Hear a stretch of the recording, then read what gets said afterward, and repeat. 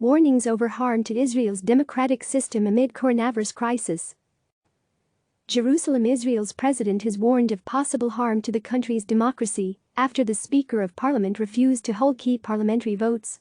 Speaker Yuli Edelstein, who has the power to decide the Knesset schedule, ended Wednesday's session just a few minutes after it began, making it impossible to form committees to oversee government actions during the coronavirus crisis.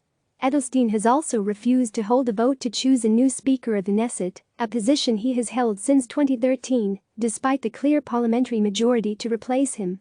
A Knesset that is out of action harms the ability of the State of Israel to function well and responsibly in an emergency, said President Reuven Rivlin, in remarks addressed to Edelstein. We must not let this crisis, as serious as it is, harm our democratic system. Edelstein is a senior member of Prime Minister Benjamin Netanyahu's party Likud, which risks losing its grip on power now that opposition party Blue and White has received the first chance to create a governing coalition. Blue and White leader Benny Gantz commands a wafer-thin majority in parliament. It may ultimately prove insufficient to form a government because of bitter rivalries within his bloc, but is enough to elect a new speaker and advance parliamentary business. Among the first pieces of legislation Blue and White wants to pass is a bill that would make it illegal for an indicted lawmaker to become prime minister. Hundreds of protesters, waving flags and banners from their cars, drove from Tel Aviv to Jerusalem Thursday to rally against Edelstein's move. Police attempted to stop the convoy as it drove along the highway, claiming they were driving slowly and causing violations. After a temporary delay, protesters succeeded in making it past the police roadblock to eventually gather outside the High Court in the Knesset. Along with Israeli flags, they waved black flags to symbolize the death of democracy. One person held a banner bearing the words in English, "Prime Minister." Critics have accused Edelstein of acting in defiance of the public will.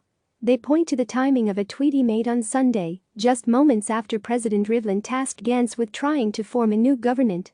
Hasty political moves, like choosing the permanent Speaker of the Knesset and passing controversial legislation, will block the possibility of unity that the nation wants.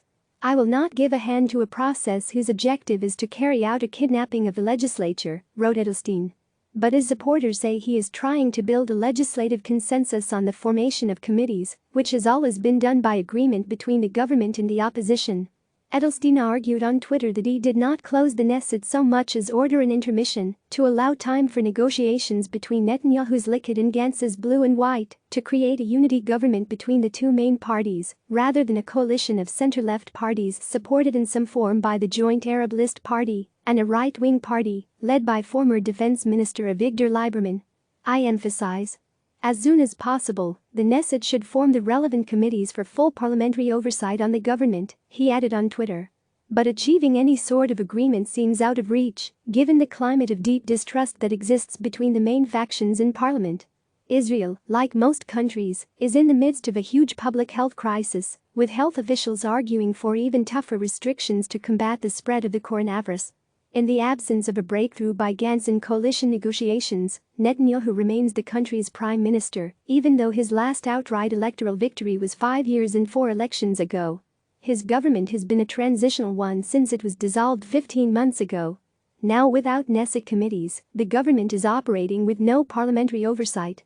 Gantz warned of damage to Israel's economy and its citizen security, saying that a functioning finance committee is required to pass the budget to mitigate economic damage, while a foreign affairs and defense committee is required for oversight of a controversial cell phone tracking program. The opposition leader blasted Edelstein and Netanyahu, calling the refusal to convene the legislature unprecedented and anti-democratic.